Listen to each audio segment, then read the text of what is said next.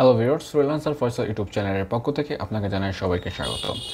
আজকে যে টপিকটা নিয়ে কথা বলবো সেটা হচ্ছে ওয়েব ডিজাইনের জেড ইন্ডেক্স।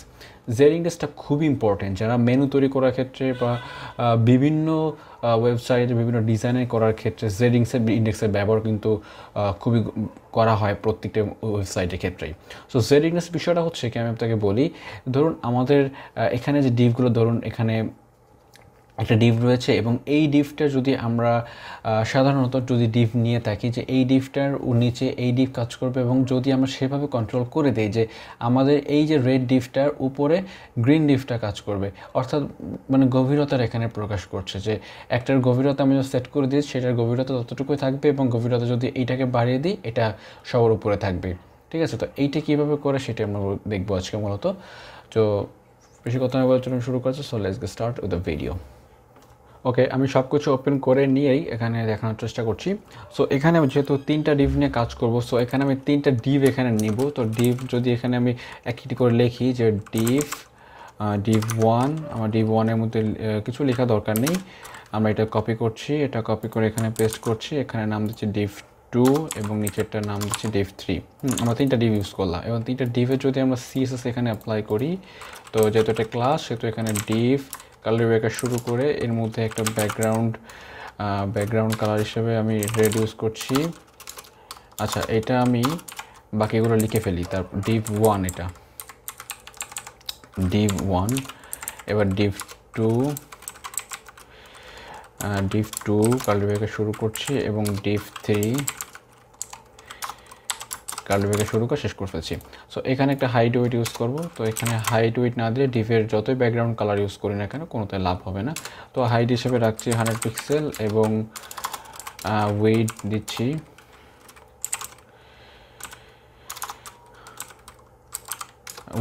100 পিক্সেল। ঠিক আছে, সো আমরা এটা হাইট সেট করে ফেললাম। আমরা সিমিলারলি সব কিছু কপি করে এখানে পেস্ট করে দিব এবং এখানেও পেস্ট করে দিয়ে প্রত্যেকটি কালার চেঞ্জ করে দেবো। এটা আমি দ্রুত কাজটি দেখানোর ট্রাই করছি, এটা ছোট্ট একটা কাজ, সেটা আমি দ্রুত দেখানোর ট্রাই করছি।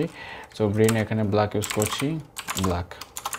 ওকে, আমরা তিনটা কিন্তু পর এখানে দিয়েছি, কিন্তু আমরা ভিডিওর প্রথমে দেখেছিলাম যে একটির পর একটি ছিল। সেটি করার জন্য আমরা এখানে পজিশনিং ব্যবহার করব। তো পজিশনিং ভিডিও যারা এখনও দেখে থাকেনি তারা অবশ্যই আমার ডিসক্রিপশন বক্সে পজিশনিংয়ের ভিডিওটা দেখে আসবেন। সো পজিশনিং দেওয়ার জন্য আমি এখানে যে কাজটি প্রথমে করব, তো পজিশন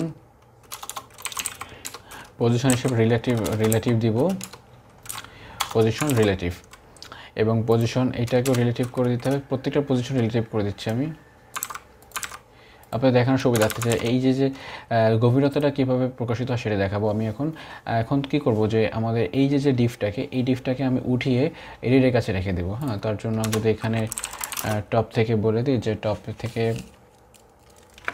আসে 60 পিক্সেল, আচ্ছা টপ থেকে -60 পিক্সেল ইউজ হবে এবং লেফট থেকে 60 পিক্সেল সরে যাবে। দেখতে পাচ্ছি যে এটা লেফটটাকে সরিয়ে দিয়েছে এবং উপর থেকে -60 পিক্সেল নামিয়ে দিয়েছি। এবং সেমভাবে আমরা এই ব্ল্যাকটাকেও সেভাবে কাজ করবো। এটা কেন কাজ করছে? এটা কাজ করছে পজিশন ইউজ করার জন্য। ঠিক আছে, পজিশন ইউজ করলে কিন্তু টপ লেফটে যাই লিখবো না কেন তখনই কিন্তু এটা কন্ট্রোলিং করতে পারবো। হ্যাঁ, তবে পজিশনিং কন্ট্রোলিংটা আমি আমাদের বিস্তারিত ভিডিওর ডেসক্রিপশন লিঙ্ক দেওয়া আছে, বিস্তারিত দেখে নিয়ে আসবে, সেটা সবথেকে বেশি বেটার হবে। ওকে, সো এখানেও ঠিক টপ লিখবো। এখানে টপ সাপোজ 90 পিক্সেল ইউজ করছি, না টপ -80 পিক্সেল ইউজ করি এবং লেফট থেকে লেফট থেকে হচ্ছে আমি 90 পিক্সেল সরিয়ে দিব।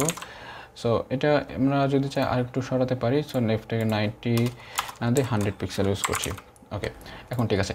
এখন এখানে যদি আমরা চাই যে ইন্ডেক্স ব্যবহার করার জন্য, যে আমি যদি চাই যে এবং রেড বাটন বা রেড যে ডিভটা রয়েছে, রেড ডিভটা এবং এখানে ব্ল্যাক ডিভটা, এই দুইটা ডিভটাই থাকবে হচ্ছে এই যে আমি দুইটি ডিভ না, এখানে রেড ডিভটা থাকবে হচ্ছে গ্রিন ডিভের উপরে এবং এখানে ব্ল্যাক ডিভটা থাকবে হচ্ছে আপনার গ্রিন ডিভের নিচে। সো এখানে এই কাজটা করার জন্য আমার গ্রিন যে ডিভটা রয়েছে এই ডিভটাকে পাওয়ার বাড়িয়ে দিতে হবে। এই ডিভটাকে আমরা পাওয়ার বাড়িয়ে দিব। সো পাওয়ার বাড়িয়ে দেওয়ার জন্য আমাকে জেড ইন্ডেক্স ব্যবহার করতে হবে।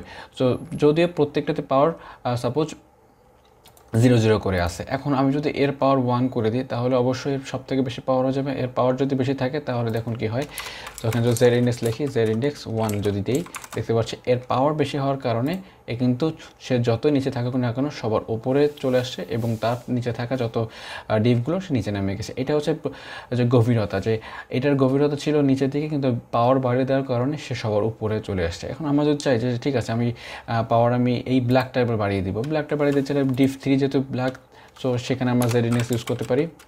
জেড ইন্ডেক্স এটা 1 ছিল, তাহলে এটা 2 দিয়ে দিই। সো 2 দিয়ে দেওয়ার ফলে দেখুন এর পাওয়ার যেহেতু বেড়ে গেছে তাহলে ওটার নিচ এটা পড়েই গেছে। সো এটি হচ্ছিল সামান্য একটা ডিপের সামান্য জেড ইন্ডেক্সের কাজ। এটা অ্যাডভান্স সিএসএসের মধ্যে অন্তর্ভুক্ত, তার জন্য আমি অ্যাডভান্স সিএসএসের মধ্যে আপনাদের দেখানো ট্রাই করেছি। সো আজকে ভিডিওটা এই পর্যন্ত, যদি ভালো লাগে থাকে অবশ্যই লাইক করবেন, কমেন্ট করবেন, শেয়ার করবেন এবং যদি কোনো মূল্যবান মতামত থেকে থাকে অবশ্যই কমেন্ট বক্সে জানাবেন। সো আজকে ভিডিও এই পর্যন্ত, পরবর্তী ভিডিও দেখা হচ্ছে। আমন্ত্রণ রইল, টাটা, বাই বাই।